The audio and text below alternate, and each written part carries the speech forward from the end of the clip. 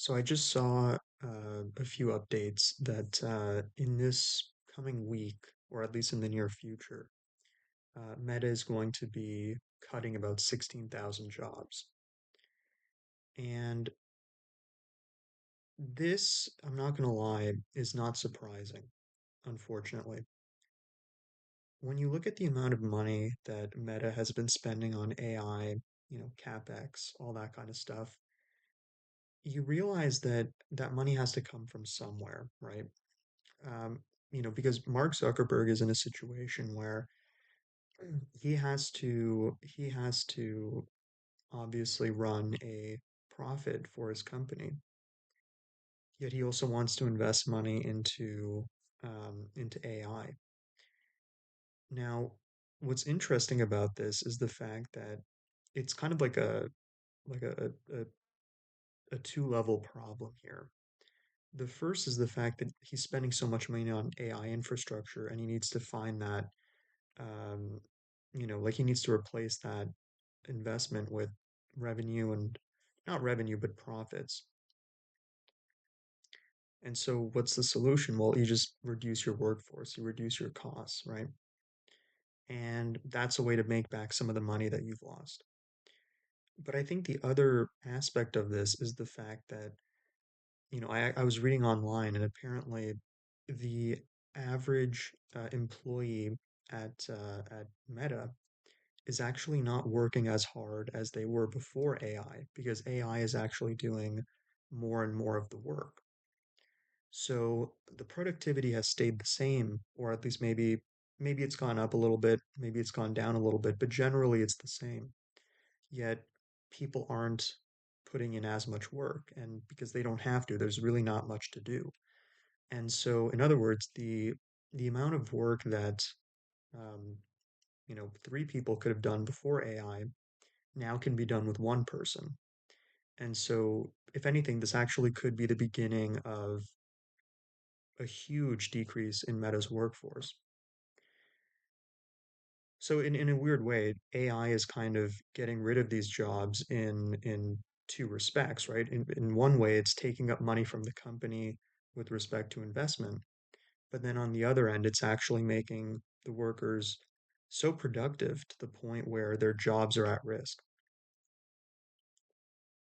And I think this really goes back to my overall thesis on how AI is going to reshape our economy, right? So a lot of people are saying, oh, well, because of AI, we're going to lose all of our jobs and all of this is going to happen um, within the next 10 years, right? Like white collar jobs are going away, so on and so forth. And I do think that in aggregate, we are going to lose jobs. I definitely will agree with that. However, I don't think it's going to be as bad as people portray it to be. I think that what we're going to see is the death of corporate jobs, right? So you have these companies, they're employing tens of thousands of people, in some cases, some very rare cases, hundreds of thousands of people. And I don't know if that's going to exist in the future. I think that um, most people are going to find employment at small or medium-sized businesses that are competing with these larger corporations. And when you think about it, it makes sense, right? Because with AI, it becomes much easier for people to build businesses and to be entrepreneurs, but they can't do it all by themselves, right? Like they will have to hire others to help them with their vision. So, and I can give you an example of this. If you have a bank, for example, and it's serving everybody, right? In your country. Well, what you could do is you can actually create, well, sorry, that's actually not a good example. Forget the bank example, but let's say that there's a piece of software like Salesforce, which is a CRM, right? And this is actually a very common thing. Salesforce, you can sell that to anybody, and any business can use Salesforce in theory, right? But if you are, a smaller business, it might make more sense to go with HubSpot or Zoho, right? And those companies do very well in the SMB space, right? They picked a niche, they specialized in it, and they're beating Salesforce in that niche, right? I was actually reading a book. I think it's here on my desk. It's called Obviously Awesome by April Dunford. And in this book, she goes over how she was actually working for a CRM business, and they were getting beaten by the incumbent really, really badly because they were just so dominant. And so what they figured out was that their CRM was actually really good for investment bankers. And so they rebranded it. They made the product even better for investment bankers. And they said, hey, this is our new startup, and it's a CRM for investment bankers. It's much better than what the incumbents can offer because it's more specific, right? And they really succeeded. I think in the book she wrote that they ended up selling that business for over $1 billion.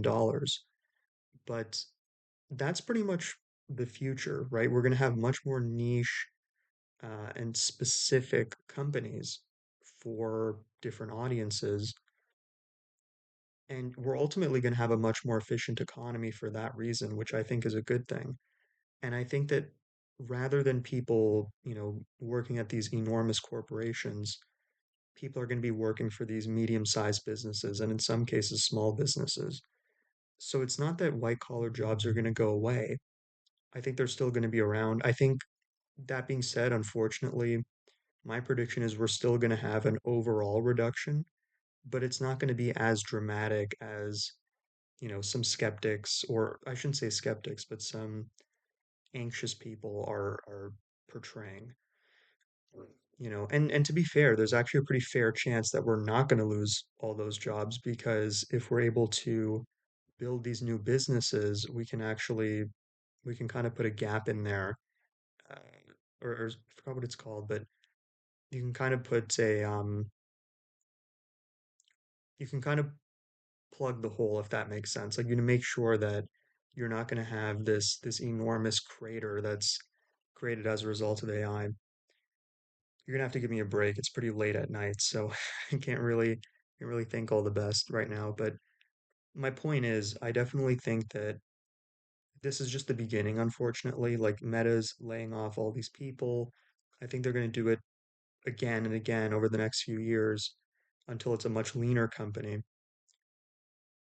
And I think that in the long term, we're going to see this stabilize as these people join startups, join medium-sized businesses, and you're going to see a lot more of these small companies emerge as a result.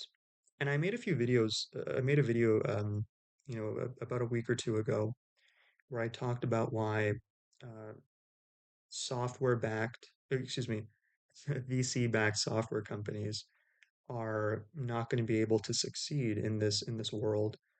And that's kind of what I mean, because you could have a startup being built, and they could scale to a certain amount of revenue per year, but they're never going to be as big as Facebook, right? They're never going to be as big as Google or Microsoft. Like that possibility is just not a thing anymore in the world of software. It's just way too hard to compete with these guys because they pretty much have a monopoly on tech, right? Like they have nailed it.